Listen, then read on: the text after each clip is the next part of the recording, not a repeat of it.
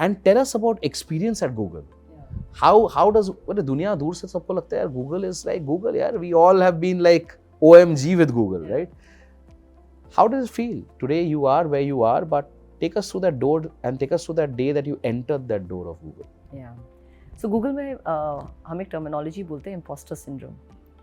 Majority of people who join Google have that imposter syndrome, right? So one of the early trainings that is given to us in Google is about how to deal with imposter syndrome, because genuinely, like you said, the scope and scale of impact is really large. The responsibility. I'll pause you before you go there, because while I know what imposter syndrome or God syndromes are like, a lot of our viewers will not understand. So let's dumb it down a bit more. Sure. What is imposter syndrome? So imposter syndrome is कि मैं deserve नहीं करती यहाँ पे होना. I don't have the capability to succeed here, and शायद मुझे गलती से hire कर लिया है. I'm not meant to be here, right? So a lot. I've heard another thing.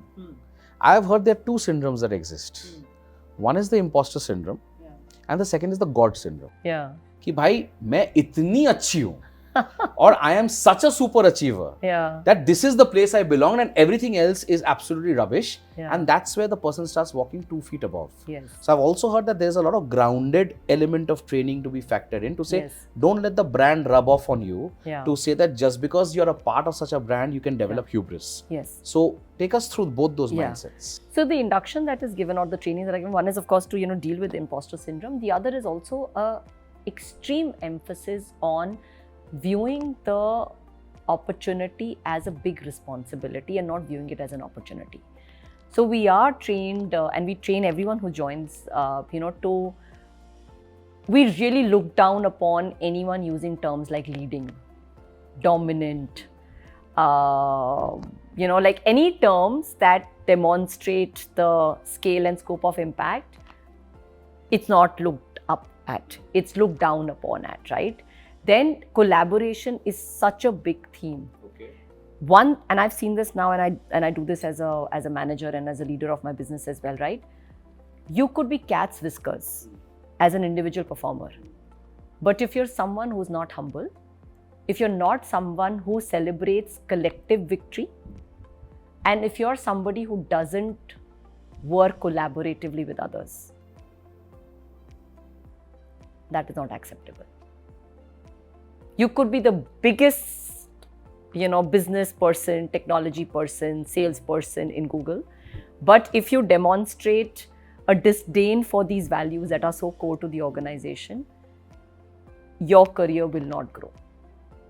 And that is so important to our, to our character as an organization. And that is what I think helps Google be the admired company that it is, that it has ambitions.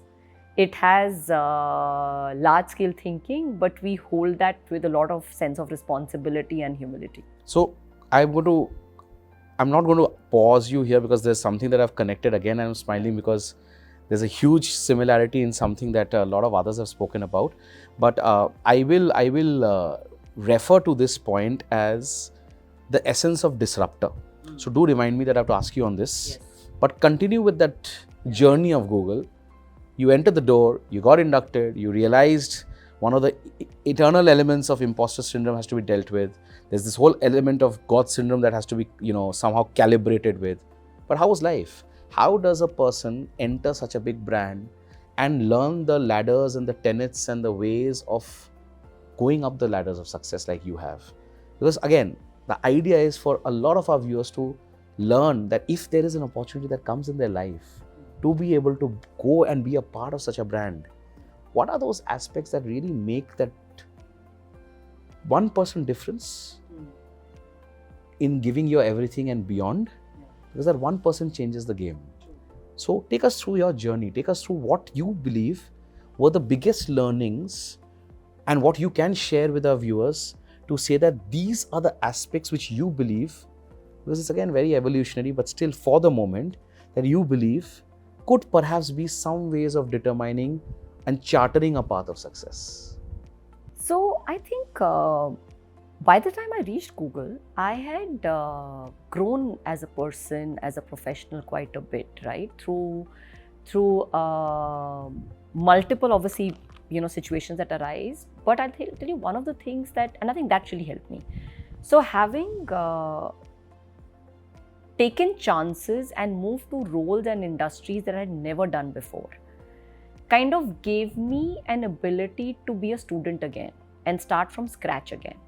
So when I left City, where I had built a career for 14 years, a very successful career, everyone thought I will retire from City. I myself thought I will retire from City.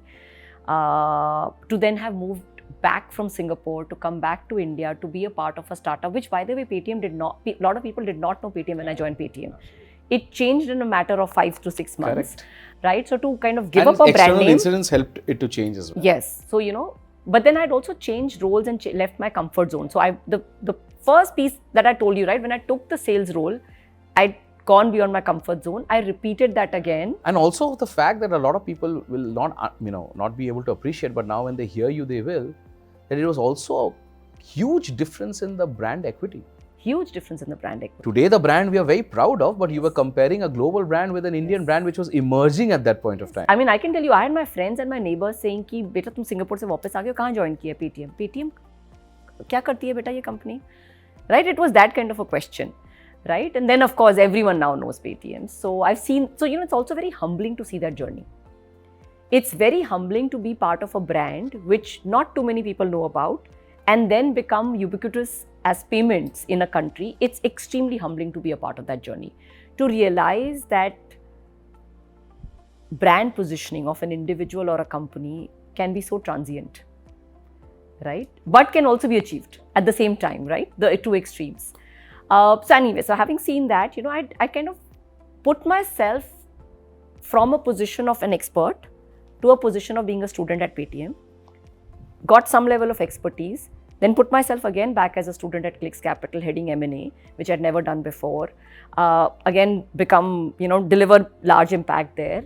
And then to now be in a different industry, right? After 18 years of being in financial services, I was now joining marketing and the guru of digital marketing, right? Where everybody else around me knew digital marketing like the back of their hands. They know the terminology, right?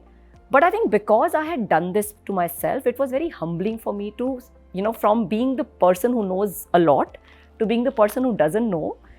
I had done this a few times, so it gave me the ability to be okay with that space of not knowing, of being the person in that room or in that team or in that organization where you don't know anything and you're starting from scratch.